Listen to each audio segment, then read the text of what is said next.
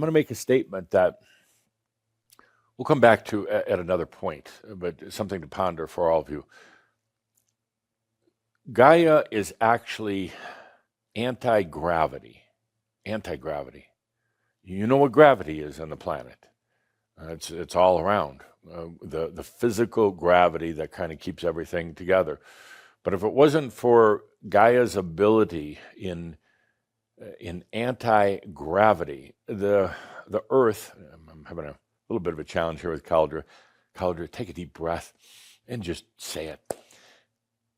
Without the anti-gravity of Gaia, the Earth would basically implode on itself or fall apart. So she works in conjunction with natural gravitational forces to build a reality base, an environment, you would say, for this planet Earth to be able to sustain life and to be able to keep energy flowing always. So that's Gaia. There is the realm of the waters. The waters. Water itself is a realm. It's not Gaia. Water plays such an important part on this planet in terms of maintaining stability of energy, in terms of the whole balance of gravity and anti-gravity.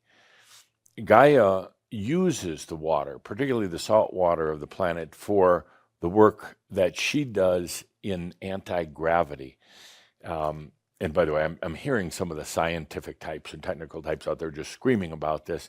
Just stop for a moment when I talk about anti-gravity. Stop for a moment, and before you get all analytical in your mind about it, just feel into the energies. If the Earth has gravity, it has to have anti-gravity to sustain life.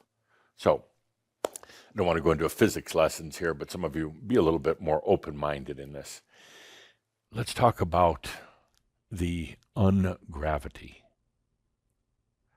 You see, gravitational forces hold everything in. We've talked plenty about it. They hold things in. And it almost seems like the more you try to get out of gravity, the more it sucks you in. And that's a true statement. In a way, it's almost like you're acknowledging the force of gravity to hold things in by trying to get out. But the very fact is that gravity works in all directions, not just to hold things in. It hasn't been used that way by humans. Science will tell you that's crazy. Even quantum physicists would have a difficult time with that. But the very fact is that gravity works always, in all ways.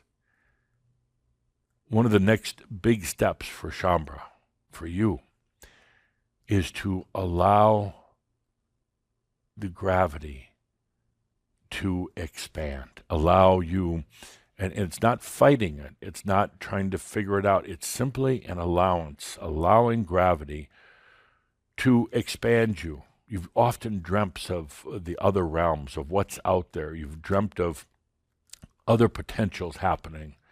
You've worked hard to make change, and oftentimes change doesn't occur. Now it's time to let the gravity serve you, to truly expand you,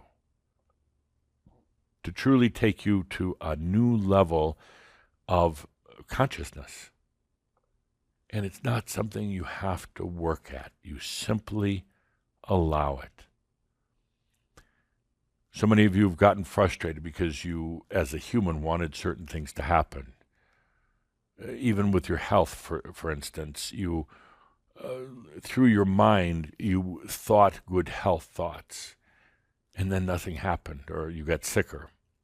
Or abundance. You focused on abundance, but in a way you were really focusing on lack of abundance. You were still trapped in the gravity. In a way you could say you efforted too much. You worked too hard at it. And in doing so, it was almost like acknowledging the gravitational forces that kept you in limitation. It's like the mind almost focused on it and made the gravity even more intense than ever. Then you got very frustrated. Things didn't happen the way you wanted them to. With the new level of light that's on this planet, that's available to you, now's the time simply to allow the true nature of gravity, the expansional nature of gravity, to serve you.